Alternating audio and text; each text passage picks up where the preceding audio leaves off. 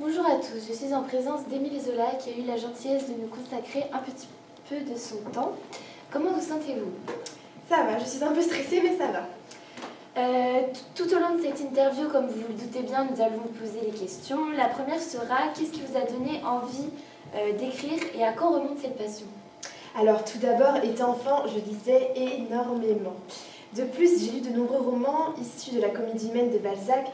C'est un écrivain que j'admire beaucoup par sa manière d'écrire et la façon dont il fait évoluer ses personnages. De plus, j'ai eu l'immense chance de rencontrer de nombreux auteurs reconnus lorsque je travaillais pour Hachette. J'ai lu aussi ce roman, il m'a beaucoup plu. Monsieur Zola, pourriez-vous nous dire pour quelles valeurs vous battez-vous? Alors je me bats contre l'injustice et l'inégalité dans la société, en particulier entre les bourgeois et les ouvriers, car je trouve qu'aujourd'hui, trop d'inégalités persistent et que trop peu d'auteurs se penchent sur la question. Mais pourriez-vous nous dire concrètement ce qui influence vos romans? Alors concrètement, ce qui influence mes romans, je pense, c'est l'hérédité en particulier sur l'individu, et l'influence des milieux sociaux sur l'individu. Est-ce pour cela que dans l'œuvre des Rougon-Macquart, on retrouve la notion de l'hérédité et de l'influence des milieux? En effet, on retrouve la notion d'hérédité puisque je fais évoluer une famille avec deux caractères distincts.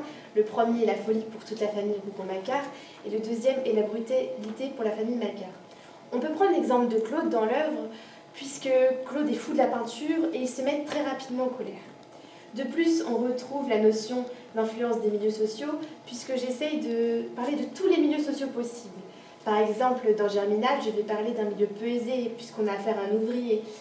Et ce qui contraste avec un autre roman que j'ai écrit, Son Excellence Eugène Rougon, puisque là nous avons affaire à un politicien de haut vol et donc un milieu assez aisé avec beaucoup de richesse. Et à propos de l'œuvre, pourriez-vous nous en dire un peu plus sur ce nouveau roman qui vient de paraître? Alors oui, c'est l'histoire d'un homme qui est fou de la peinture, qui a un talent incroyable mais qui n'arrive pas à coucher de son génie. Il peint de nombreuses toiles, mais le public ne comprend pas ces toiles, il en devient fou. À travers ce roman, j'ai voulu dénoncer la folie des peintres dans un premier temps, et dans un second temps, l'incompréhension du public face à des œuvres qui sont pour moi incroyables. D'après certaines rumeurs, Claude serait la représentation de votre amie Cézanne. Qu'en pensez-vous? Ah oui, il est vrai que Paul m'a beaucoup aidé pour écrire mon roman. C'est un grand ami à moi que j'ai rencontré au collège Bourbon. Il est un peu comme Claude, on pourrait dire, puisque c'est un artiste incompris qui a pourtant un talent incroyable. De plus, je me suis aussi inspirée de mon ami Eugène Manet, puisqu'on retrouve dans mon roman une de ses œuvres que j'apprécie énormément, Un déjeuner sur l'herbe. Pour conclure, j'aurais une dernière question. Comment préparez-vous vos romans?